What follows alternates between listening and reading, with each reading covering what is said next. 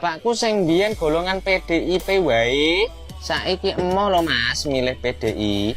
Semenjak ngerti Megawati mbi Ganjar kemlinti, langsung pindah arah. Lho, iki lho, salah sijine ya. Wong sing muak karo wong-wong kemlinti, mulakno to mulakno. Kok ngasih kelakuane ditukno nganti teko saiki ya. Bakal dibales karo rakyat ning pilkada ben sak polahe ya, sak polahe PDI iki gawe ulah petingkah dijarno wae. Engko kita balaskan ya bolo Mbak Ana Nurmano 5 dibales ning pilkada. Ayo bolo, satu padu kita gotong royong ya untuk kalahkan ini loh paslon-paslon yang dari PDIP. Ben dekne sadar, ben orang merasa dekne iki penguasa terus. Iya toh. Jangan-jangan nanti kalau dia kalah lagi di pilkada nuduh curang ini dan itu dan sebagainya. Apalagi si Hasto ya toh. Ujung-ujungnya gue yang gawe cerita ini dan itu aku jan nyawange wong PDI yo. Terutama Pak Hasto ya kagan cerita. Wes dan angel. Sip komenmu Mbak Ana Nurmano 5 iki ya. Wes rapopo ben wong kemlinti iku padha sadar Mbak. Nek rakyat iki wong ra seneng karo wong kemlinti ngono. Sip, salam satu komando. Prabowo Gibran tetap pemenangnya. Dan untuk bolone Mas menangkan lagi nanti di pilkada, kita tinggalkan partai PDIP selamanya. Bapakku Itulah komentar seorang warga yang mengatakan akan mengalahkan calon-calon kepala daerah dari PDIP. Dikarenakan memang Ganjar, Hasto dan Megawati orangnya kemlinti, maka akan dibalas di dalam pilkada nanti. Otoritarian atau otoriternya itu dilakukan oleh PDIP, yakni Megawati dan Hasto Kristianto, di mana caleg yang tidak mau memenangkan Ganjar Pranowo tidak akan dilantik. Ada surat yang beredar yang menarik ya, saya belum sempat konfirmasi, saya baru baca semalam, yang ditandatangani oleh Bu Mega dan Sekjen Hasto tanggal 16 Desember, yang mengatakan salah satunya yang saya ingat adalah semua caleg PDIP wajib memenangkan Ganjar Mahfud di dapil masing-masing. Mungkin ada poin yang ketiga, nanti kalau ada kesempatan sambil kalian ngobrol sama Mas BM saya akan lihat supaya ini. Tapi kalau misalnya sampai tidak serius bekerja untuk Ganjar Mahfud, karena kan ini informasinya seperti itu, bahwa PDIP tidak 100% mendukung Ganjar dan bekerja untuk Ganjar, ya.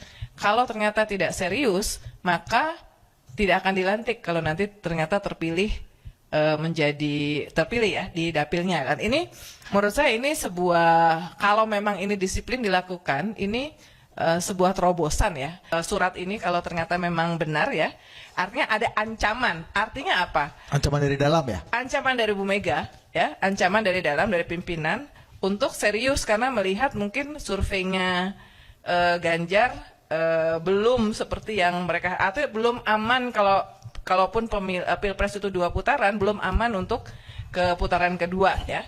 Bu Mega itu masih faktor dan Ganjar masih sangat memerlukan. Kalau tidak, buat apa dikeluarkan surat yang tanggal 16? Satu, wajib menangkan PDIP Perjuangan dan Ganjar Pranowo Mahfud di setiap TPS hingga berjenjang ke atas. Yeah. Kemudian kedua, perolehan suara caleg di setiap dapil minimal harus linear, sama dengan perolehan suara pasangan Ganjar Pranowo Mahfud MD, dan atau bahkan harus lebih besar dari suara caleg untuk mencapai target pemenangan Pilpres. Atas dasar hal tersebut, bagi caleg yang perolehan suaranya tidak linear dengan perolehan suara capres dan cawapres nomor urut 3, maka DPP partai akan mempertimbangkan caleg tersebut tidak akan dilantik sebagai anggota Dewan Terpilih Pemilu 2024. Langsung antar waktu jadi artinya ya. Linear nih gimana membacanya nih gimana? Ya maksudnya kalau misalnya saya jadi caleg ya di dapil A gitu ya. suara saya harus linear dengan suara perolehan dari dari capres cawapres yang diusung oleh Jadi partai nggak saya. boleh ada suara capres yang di dapil tersebut lebih kecil daripada suara Ya, caleg. karena Betul, kan betul, seperti sekarang itu ini maksudnya. diduga bahwa PDIP di PDIP tidak 100% mendukung betul. Ganjar, gitu loh. Jadi instruksi seperti ini saya rasa belum pernah muncul ya dari Belum, ini PDIP ya. Ini beneran inovasi nih. Ya, bener. jadi mungkin Serem sih. kalau memang ini benar, Inovasi instruksi ya. kalau memang benar, ya mungkin ini yang bisa diharapkan untuk menaikkan, membuat caleg-caleg PDIP bekerja untuk Ganjar, bukan hanya bekerja untuk dirinya Gua sendiri. kebayang, tahu nggak itu yang paling mengerikan untuk daerah mana, caleg-caleg di mana? Aceh, Sumatera Barat. Telak banget. Ya, komika ini ya menyindir PDIP. Ya, PDIP tegas dan membela rakyat bila kalah. Tetapi kalau menang, tidak. PDI itu menurut saya adalah partai yang tegas, punya pendirian dan pro rakyat. Apa tuh? Semenjak kalah. Gak enak ya. Kalau menang entar dulu deh. Gitu. Tapi semenjak kalah tuh bahkan ya, saya baca berita, PDI itu diajak untuk gabung ke koalisi Prabowo Gibran. Dan kalian tahu apa kata PDI? Enggak, kami tidak akan ikut dalam rangkulan kekuasaan. Tapi rangkulan rakyat. Kami ingin merangkul rakyat. Emang kalau rakyat 16% tuh gampang dirangkul dong. Ya, gampang. Bahkan bukan cuma dirangkul, diginiin doang nih. Nah, itu udah semuanya masuk. 16%. Telak banget ya sindiran daripada komika ini. Di situ ada politisi Bima Arya dari PDIP dan dia tertawa ngakak. Tentunya ini sangat telah sekali disinggung ya. Dan ini adalah menyinggung daripada ucapan Hasto Kristianto. Dan Mas Gibran mengatakan ada 1-2 parpol dari kubu 01 dan 03 akan bergabung. Apakah salah satunya di dalam kubu 03 ini, Mas, yang akan bergabung dengan Pak Prabowo? Yaitu rangkulan kekuasaan, tapi kan juga ada rangkulan rakyat. Kami memilih rangkulan rakyat. Mesin partai sangat solid sampai diintimidasi. Kalau kita diintimidasi, kan ini kan kita berhadapan dengan abuse of power dari Presiden Jokowi. Yang semua aspek dikerahkan, bansosnya, instrumen hukumnya, kemudian hasilnya sudah disetting terlebih dahulu. Itulah pendapat daripada Hasto Kristianto yang mengatakan kalau Hasto lebih memilih rangkulan rakyat dikarenakan ya hanya 16%, maka rakyat 16% itu sangat mudah dirangkul. Telak banget. Rangkulan rakyat itulah yang disampaikan Hasto Kristianto mendapat cibiran warga. Ya, jadi oposisi lah. 16% gitu dirangkul ngono. Nak ora kan dadi presiden ning Wonogiri ono ya wis, nak gelem ora Wonogiri. Presiden Wonogiri. Wonogiri ya telak meleh Gibran. Hasto yo jejumu Hasto yo wong culun.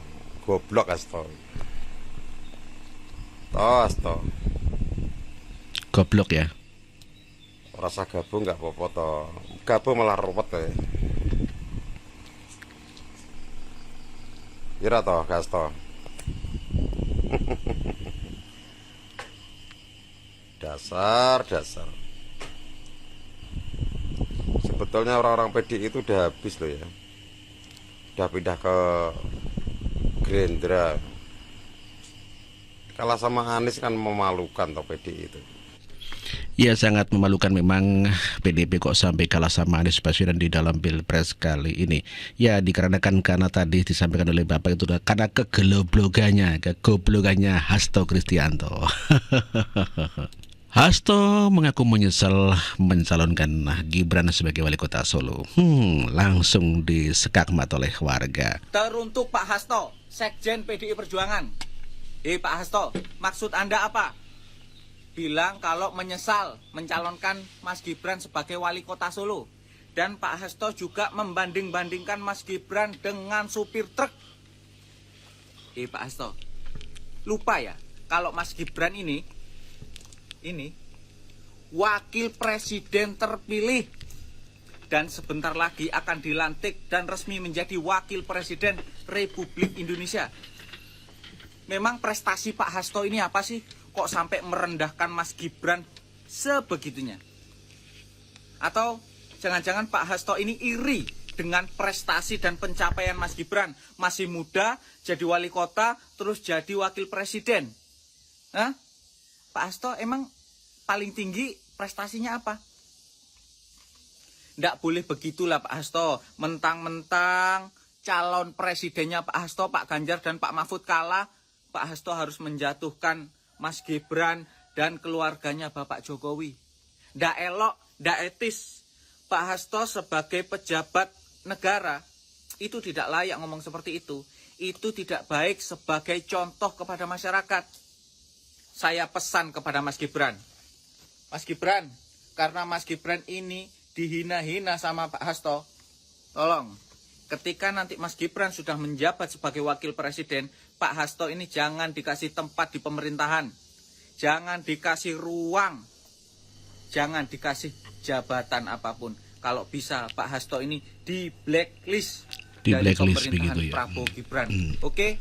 Karena saya sebagai rakyat dan pendukung Mas Gibran, saya tidak terima Mas Gibran. Pak Hasto harus di blacklist dari pemerintah. Itulah usulan daripada warga masyarakat yang meminta agar Hasto di blacklist saja dari pemerintahan Prabowo Gibran dikarenakan bikin repot saja ya. Ya, Mas Agus Gemoy. Ya, PDIP sudah tidak mengakui keberadaan Presiden Joko Widodo dan itulah awal daripada kekalahan PDIP, dan PDIP menyalahkan Presiden Jokowi yang menjadi sumber kekalahan PDIP. Jokowi bagi PDIP sudah dianggap sebagai biang kekalahan pemilu yang lalu. Sentimen anti Jokowi nada-nadanya akan terus berlanjut hingga pilkada. Daerah di mana terdapat anasir Jokowi, tensi PDIP menjadi makin tinggi. Di Sumatera Utara, di mana terdapat Bobi sang menantu Jokowi, foto Jokowi sampai diturunkan. Selain di Sumatera Utara, di manakah akan ada anasir Jokowi? Dan akankah memicu tensi PDIP semakin tinggi lagi? Mari kita ikuti bersama di channel ini. Setia mendengar. Itulah pendapat seorang warga. Dan perkataan Megawati yang mengatakan jangan main-main dengan rakyat. Ya, PDIP mau main-main nih. Rakyat juga bisa loh main-main. Warga Indonesia, pada Rakernas PDIP yang lalu, kita jelas-jelas mendengar Bu Mega bicara bahwa demi masa depan partainya, beliau akan memainkan dulu drama politik di Indonesia. Nah, bisa saja rakyat akan menanggapi dengan cara yang berbeda. Demi masa depan rakyat, rakyat akan memainkan suara calon-calon kepala daerah yang diusung oleh partainya Bu Mega. Diam-diam, tidak perlu memilihnya. Mungkin nggak ya? Gimana menurutmu? Sebetulnya kekalahan PDIP yang hanya menjadi 16% itu dikarenakan kemelintinya Ganjar Pranowo dan juga Megawati Soekarno Putri juga yang selalu menyerang Joko Widodo. Itulah otoriternya Megawati Soekarno Putri yang tidak akan melantik caleg-caleg yang penghasilan ataupun suaranya lebih tinggi dibandingkan suara Ganjar Mahfud, sehingga dalam Pilpres kali ini Ganjar Mahfud kalah telak dari Prabowo Gibran bahkan dengan Anies Baswedan.